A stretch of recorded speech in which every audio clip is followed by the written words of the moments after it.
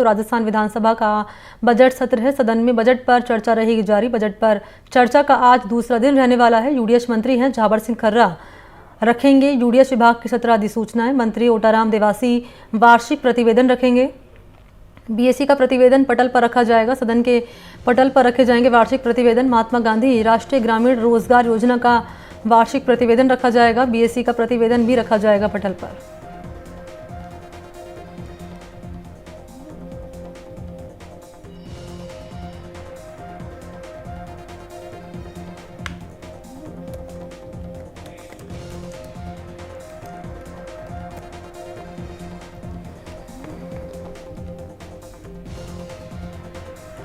और इसी पर मेरे साथ फोन लाइन पर मौजूद है इनपुट एडिटर सुशांत पारिक। सुशांत, क्या डिटेल्स मिल रही है? देखिए, सदन में आमनी कार्रवाई शुरू हो गई है और पहला सवाल जो है वो शिक्षा विभाग से जुड़ा हुआ सवाल है। और शिक्षा जो मंत्री और शिक्षा मंत्री हैं वो जवाब दे रहे हैं कि कहाँ पे किस तरीके से जो रिक्त पद हैं उनको लेकर। और आज 1 घंटे तक 11 बजे से 12 बजे तक मनी अभी ये प्रश्नकाल चलेगा। प्रश्नकाल में अलग अलग विभागों से जुड़े हुए सवाल लिए गए हैं, तो उन पर मंत्री रिप्लाई भी देंगे और कैसे पूरे प्रदेश के विधानसभा या संभाग स्तर पर किस तरह के इश्यू हैं उन पर एड्रेस होगा। और उसके बाद फिर जो है शून्यकाल में भी कई सारे ऐसे मुद्दे हैं जो उठाए जाते हैं, जो महत्वपूर्ण होते हैं विधानसभा स्तर के। और उसके बाद फिर वार्षिक प्रतिवेदन और रखे जाएंगे। और माना जा रहा है कि लंच के बाद जो 1 से 2 बजे के आसपास होता है, उसके बाद फिर बजट पर चर्चा जो है वो कल की तरह शुरू होगी और देर शाम तक वो बजट पर बहस जो है वो जारी रहेगी। सत्ता पक्ष विपक्ष दोनों ही दल के जो विधायक हैं उनको बोलने का अवसर। कौन कौन से जो प्रतिवेदन है वो रखे जाएंगे सुशांत सदन के पटल पर? इसके अलावा जब बजट पेश किया उसके बाद हम विपक्ष में कांग्रेस पार्टी उनके रिएक्शन भी सामने आ रहे हैं, तो कांग्रेस पार्टी की ओर से आज निश्चित तौर पर इस बजट को लेकर सरकार को घेरने का काम भी होगा।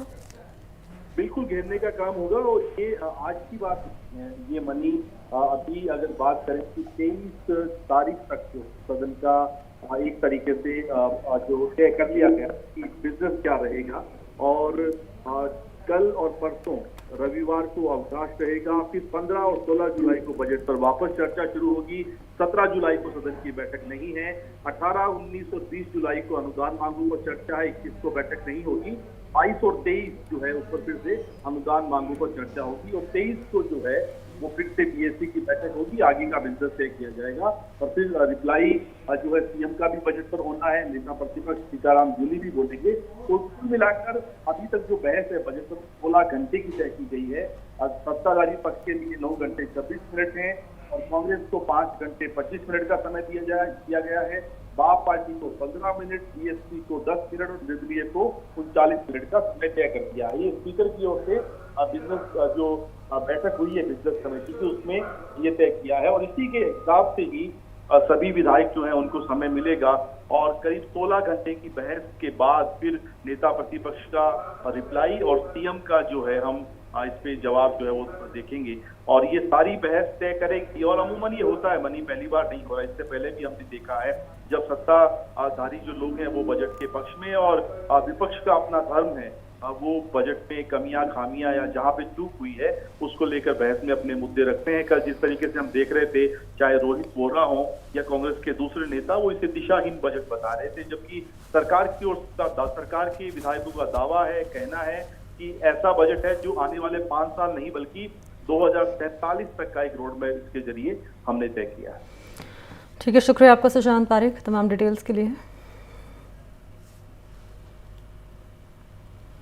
तो राजस्थान विधानसभा में बजट को लेकर चर्चा जारी है। बजट पर चर्चा का दूसरा दिन आज है और इसको लेकर पक्ष और विपक्ष के दोनों ही नेता हैं अपना यहाँ पर विचार रखेंगे। बजट को घोषणाओं को धरातल पर उतारने को लेकर भजनलाल शर्मा एक्शन मोड में आ चुके। मुख्यमंत्री ने सभी मंत्रियों को बैठक यहाँ बुलाई थी और इस बैठक में विभाग वाइज बजट घोषणाओं को धरातल पर उतारने को लेकर एक्शन प्लान तैयार किया गया। योजनाओं का समय तय करने और जिला मुख्यालय से लेकर जयपुर तक अधिकारियों की जवाबदेही तय करने की बात की गई है। तो सदन के भीतर की तस्वीरें आपके सामने यहाँ पर रख रहे हैं। सीएम ने यहाँ साफ कर दिया है कि बजट लागू करने में देरी ना हो। देरी होने से लागत में बढ़ोतरी होती है। बजट के दौरान बैठक के दौरान मंत्रियों ने घोषणाओं की त्वरित क्रियान्विति और रिक्त पदों पर भर्तियों को लेकर सुझाव भी दिए हैं। बैठक में उप मुख्यमंत्री डॉक्टर प्रेमचंद बैरवा, मंत्रियों के साथ मुख्य सचिव सुधांशु पंत की भी मौजूदगी रही है। सीएम भजनलाल ने कहा कि सभी मंत्री हर 15 दिन के अंतराल पर अपने विभाग की बजट घोषणाओं पर हुई प्रगति की विभागीय स्तर पर समीक्षा करेंगे।